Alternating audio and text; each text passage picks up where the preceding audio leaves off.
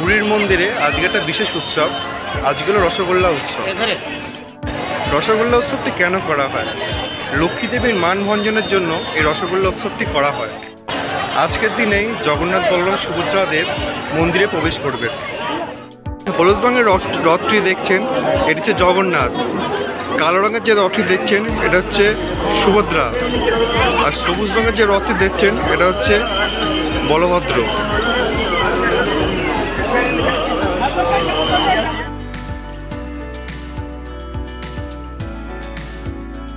জগন্নাথ দেবের রসগোল্লা উৎসব উপলক্ষে এখানে প্রায় প্রত্যেকটি দোকানে রসগোল্লা বিক্রি করা হয়।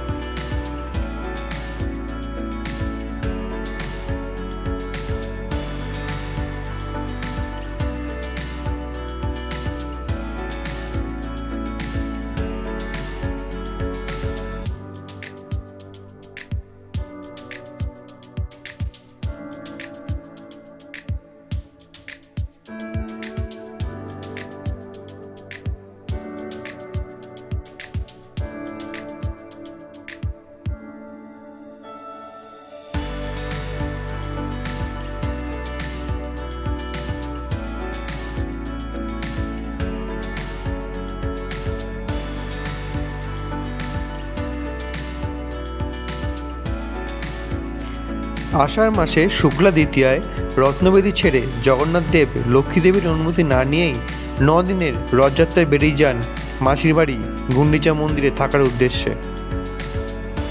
উল্টো রথের দিন মাসির বাড়ি গুন্ডিচা মন্দির থেকে রথে চেপে সপরিবারে আবার পুরীর মন্দিরের উদ্দেশ্যে রওনা হয় জগন্নাথ দেব। তবে মাসির বাড়ি থেকে ফিরলেও মূল মন্দিরে প্রবেশ করেন না জগন্নাথ, বলরাম ও সুভদ্রা। 3 ভাই বোন শ্রীমন্দিরের সামনেই 3 দিন ধরে রথের ওপরেই উপবিষ্ট থাকেন। এই 3 দিন একাধিক অনুষ্ঠানের মাধ্যমে সমাপ্ত হয় রথযাত্রা উৎসব, যেমন সোনাবেশ। একাদশীর দিনে স্বর্ণ অলঙ্কারে সেজে ওঠেন জগন্নাথ, বলরাম এবং সুভদ্রা। এছাড়াও দ্বাদশীর সন্ধ্যায় পালিত হয় অধর্পণা। 3 বিগ্রহকে দেওয়া হয় শীতল পানীয় অর্থাৎ শরবত। আষাঢ় মাসে শুক্লা একাদশীতে নীলাদ্রি বিজয় উৎসবের অন্যতম উল্লেখযোগ্য রসগোল্লা উৎসব। একাদশীর দিনে ভোগ হিসাবে জগন্নাথ দেবকে উদ্দেশ্য করে কয়েকশো হাঁড়ি রসগোল্লার নিবেদন করা হয়। আসলে এই মিষ্টি উপহার দেওয়া হয় লক্ষ্মী দেবীকে। লক্ষ্মী দেবীর মান ভাঙিয়ে জগন্নাথ দেব ঘরে ফিরবেন। একাদশীতে রসগোল্লা উৎসব মেতে ওঠেন উড়িষ্যাবাসী।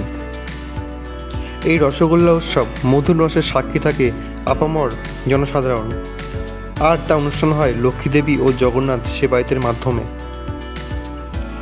বাঙালির এই প্রাণের মিষ্টি রসগোল্লাতে প্রতি বছর রথযাত্রা মধুর সমাবেশে সম্পূর্ণ হয়। মিষ্টি মুখে রথযাত্রার সমাপন। তৃতীয় দিনে জগন্নাথ, বলরাম ও সুভদ্রা মন্দিরে প্রবেশ করতে গেলে ঘটে এক মজার কাণ্ড। বলরাম আর সুভদ্রা ভালোভাবেই বাড়ি ঢুকলেও যেই জগন্নাথ ঢুকতে যাবেন, লক্ষ্মী দেবী শটাং মুখের ওপর দুম করে দরজা বন্ধ করে দেন।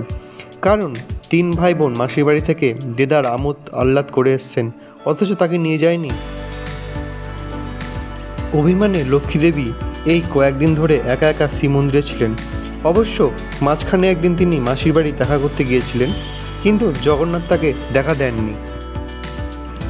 ফলস্বরূপ যাত্রা শেষে জগন্নাথ দেব যখন বাড়ির দরজা বন্ধ অবস্থায় বেগতিক দেখে মানভঞ্জনের জন্য বুদ্ধি করে 1 হাঁড়ি রসগোল্লা আয়োজন করে জগন্নাথ তাকে উপহার দেন যদি কিছু কাজ হয়। ত্রিভুবনে অতুল ঐশ্বর্যের অধিকারিণী লক্ষ্মী দেবীর মান ভাঙে ওই রসগোল্লা খেয়ে।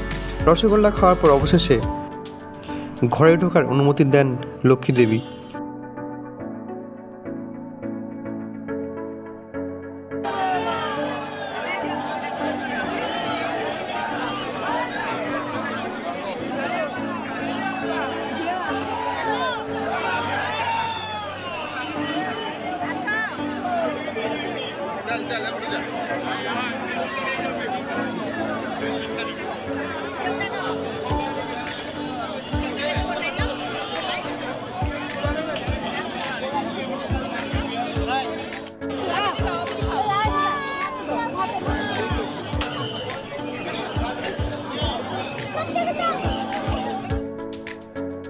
রসগোল্লা উৎসবের পরেই প্রস্তুতি নেওয়া হয় জগন্নাথ বলরাম সুভদ্রা দেবকে মন্দিরে প্রবেশ করানোর জন্য।